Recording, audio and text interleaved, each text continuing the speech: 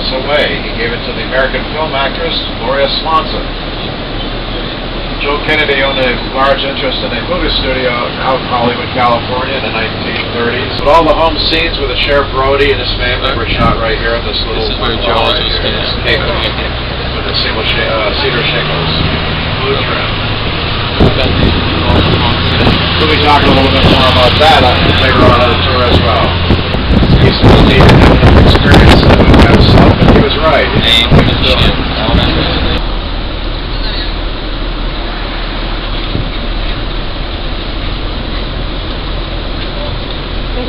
That's Tajmu Meadows, but that's Tajmu Lake out there. A protected anchorage. The islanders use it to moor their sailboats. Great, beautiful little cove, I might add. But beyond that spit of land is Vineyard Sound. For the kids on the weekends, and on the left is the old stage road. Indeed, visitors to the island 100 years ago went around the island just as we're doing today, but in a state very tranquil, very serene.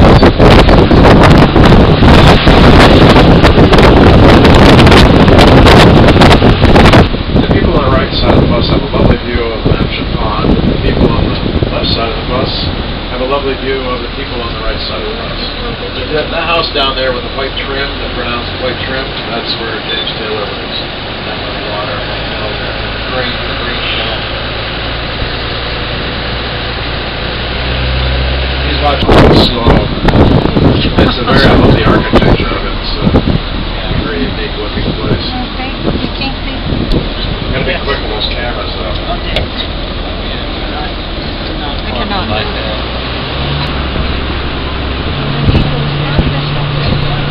Now, 2 years ago, the President Obama came up here with his daughters, went up into the Lighthouse, and waving at everybody, and everybody had a great day on that. Yeah, this is the Lighthouse where President Obama came here last year on vacation. He's coming here again in a couple of weeks, they said, for a vacation. He visited Asheville last year, but he climbed to the top of that lighthouse and waved to the crowd. We're going up there to our buses, and finally got Uncle Jim, who's resting most of the trip. Always get refreshments.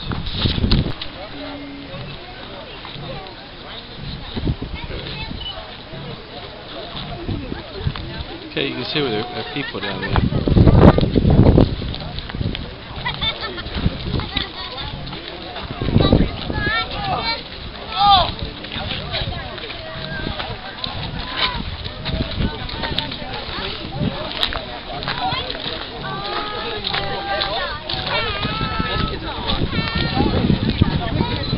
Hey, take my picture up here.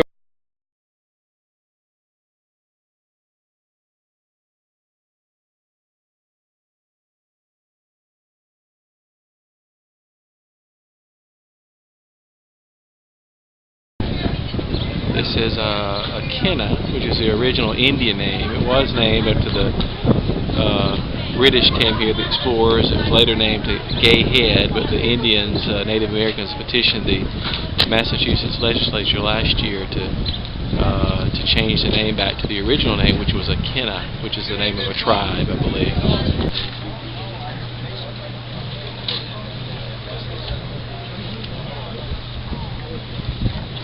Okay, what are you getting? Okay. Hey, Hannah.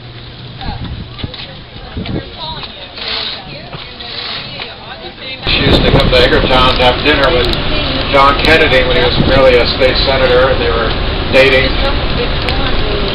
But throughout her life, the paparazzi wouldn't leave her alone. The media were always taking pictures of her everywhere she went. So towards the end of her life, she lived on the island more and more because the islanders respected her privacy, which she valued so highly.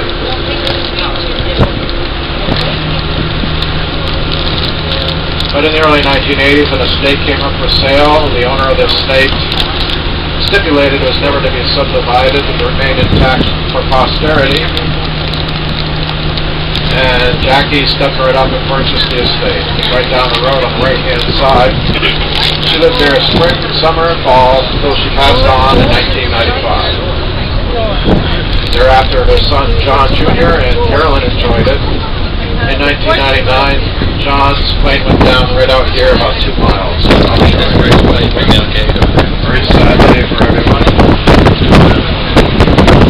That just goes to show you the brevity of life.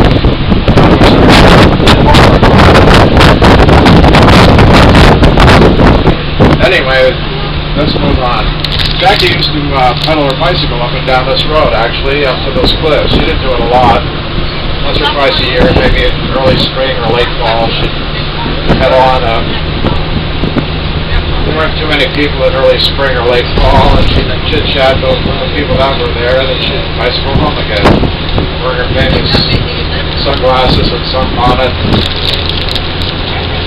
Led a very quiet, private life. Obviously, a woman had seen it more in life than she ever intended to.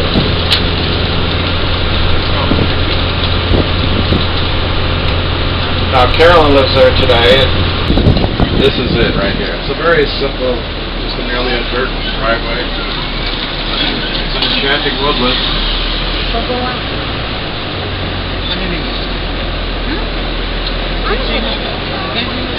I've seen Carolyn going in and out, Carolyn Kennedy going out of here several times.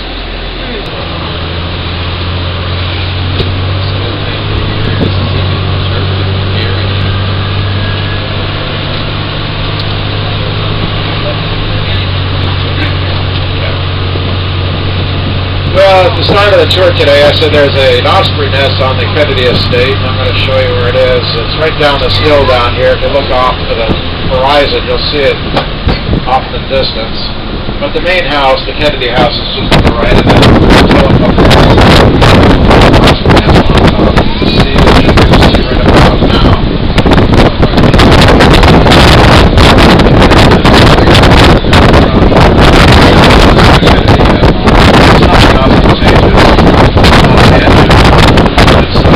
Structure, very simple structure with a glassed-in. But anyway, John is buried right down here at Naval Hill Cemetery on the left-hand side.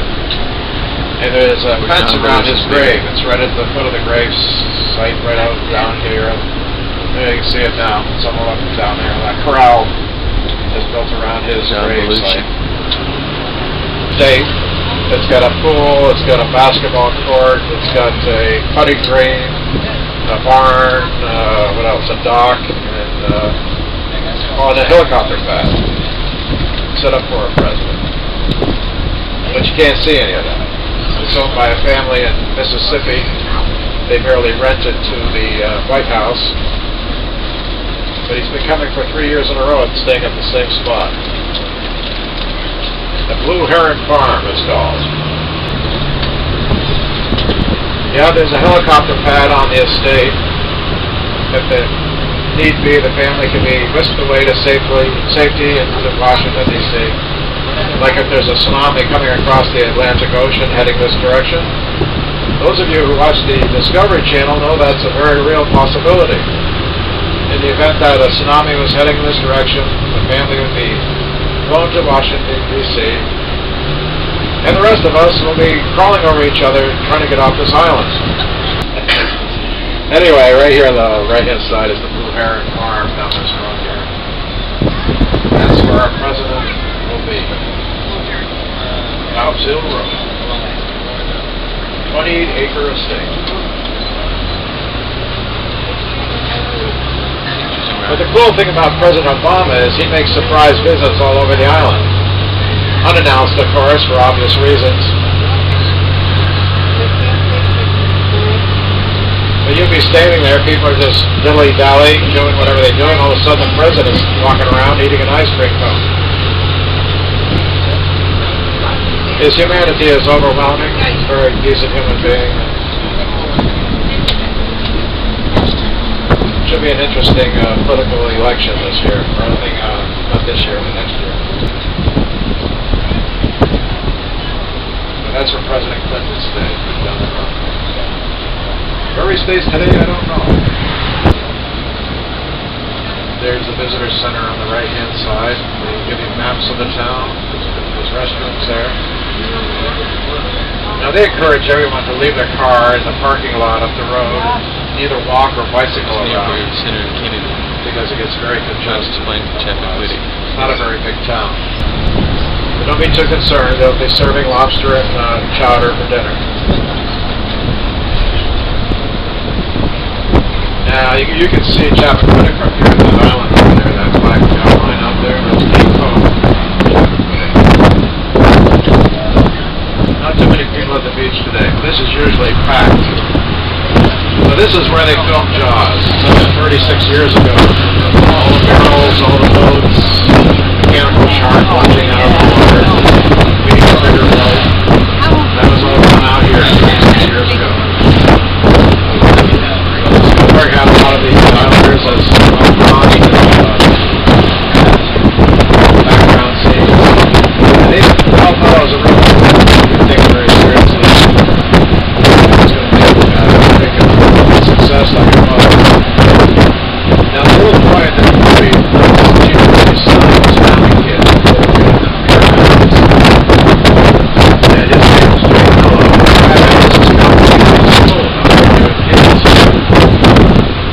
He still receives checks from Spielberg's company, DreamWorks, that helped him buy his first house, helped him get through college, and set him up in business in construction up in New Hampshire. He's not a working actor, he's in the construction business. But this is where the shot where the mechanical shark was coming through the inlet, and mother, little boy on the air mattress, was right here. Mother was having a connection about it. This is where they film it. But look at this sign, it says no jumping or diving from the bridge. And of course everybody jumps and dives from the bridge. Here he goes.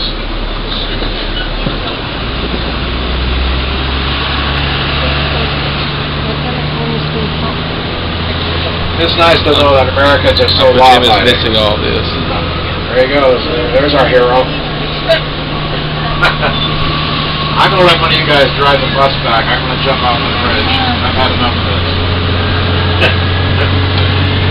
A little peace of mind in his pursuit of civil rights for all Americans. And you must remember at the time, in perspective, that he was being harassed by every southern sheriff and their brother Bubba. And when I say harassed, that's the understatement of the year. It looks like a shark right there, doesn't it? But even the FBI was putting pressure on this gentleman, investigating him. But the man had a mountain of courage. He persevered and he prevailed. And he stayed at the Joe Overton residence, which is right up here on the left-hand side. And I'm going to be very proud to show you where Dr. King stayed when he was here.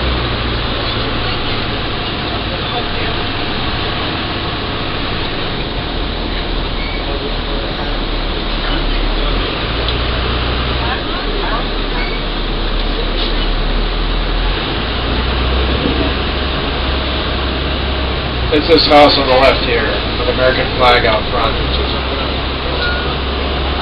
He sat right there on the porch, looking out over this beautiful panorama. It's where he wrote, "I have a dream." Judging a man not by his race, but by the content of his character. Probably the greatest speech ever made. And made more tragically profound by his tragic death. Very great American, Dr. Martin Luther King. On that poignant note, ladies and gentlemen, we're concluding our tour. We're right back where we started 100 years ago.